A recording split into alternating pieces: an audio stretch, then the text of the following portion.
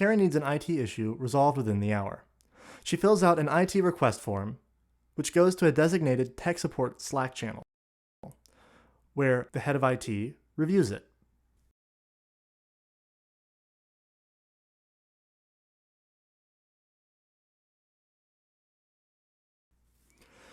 Due to the details and severity of the request, Stephanie escalates the issue and assigns it to her head of support, Jeff.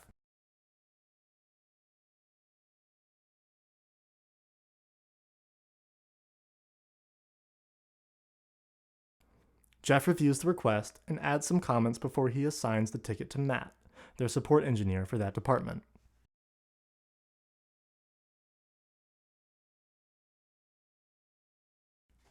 Karen receives an email that her IT issue has been resolved, along with a detailed history of the entire workflow.